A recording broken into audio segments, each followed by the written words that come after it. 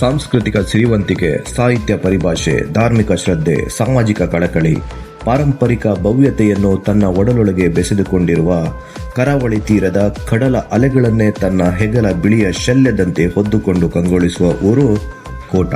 ನನ್ನೂರು 14 ಗ್ರಾಮಗಳ ಜಗದೊಡತಿ, ತನ್ನ ನಂಬಿ ಬರುವ ಭಕ್ತರನ್ನ ತನ್ನ ಮಡಿಲ ಮಕ್ಕಳಂತೆ ಬೆಂಬಿಡದ ಕಾಯುವ ಹಲವು ಮಕ್ಕಳ ಅಮ್ಮ ಅಮೃತೇಶ್ವರಿಯ ವಾರ್ಷಿಕ ಜಾತ್ರಾ ಮಹೋತ್ಸವವು ಜನವರಿ 9ರಂದು ನಡೆಯುವ ಪ್ರತಿಷ್ಠಾ ವರ್ಧಾಂತ್ಯೋತ್ಸವದಿಂದ ಮೊದಲುಗೊಂಡು ತಮ್ಮ ಬದುಕಿನ ಪುಣ್ಯದ ಗಳಿಗೆ ಎಂಬ ಭಕ್ತಿ ಭಾವದ ಹರಕೆಯ ಸಂತೃಪ್ತಿಯೊಂದಿಗೆ ಸಹಸ್ರಾರು ಮಂದಿ ಪಾಲ್ಗೊಂಡು ಪುನೀತರಾಗುವ ಜನವರಿ 10ರಂದು ನಡೆಯುವ ಗೆಂಡ ಸೇವೆ ಹಾಗೂ ತಾಯಿಯ ಹಾರೈಕೆಗಳಿಗೆ ಕೃತಾರ್ಥರಾಗಿ ನೂರಾರು ಮಂದಿ ಹರಸಿಕೊಳ್ಳುವಂತ ಜನವರಿ 11ರಂದು ನಡೆಯುವ ತುಲಾಭಾರ ಸೇವೆ ಹಾಗೂ ಇನ್ನಿತರ ಧಾರ್ಮಿಕ ಕೈಂಕರ್ಯಗಳಿಂದ ತಾಯಿಯ ವಾರ್ಷಿಕ ಉತ್ಸವವು ನಡೆಯಲಿದೆ.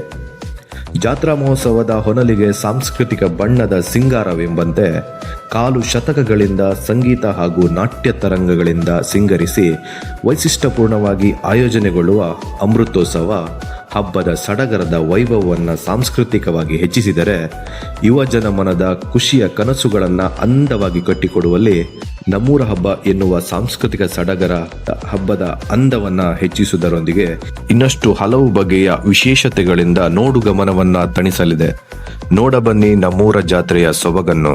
ಹರಸಿ ಹಾರೈಸಲಿ ತಾಯಿ ಅಮೃತೇಶ್ವರಿ ನಿಮ್ಮ ಮನದ ಇಷ್ಟಾರ್ಥವನ್ನು.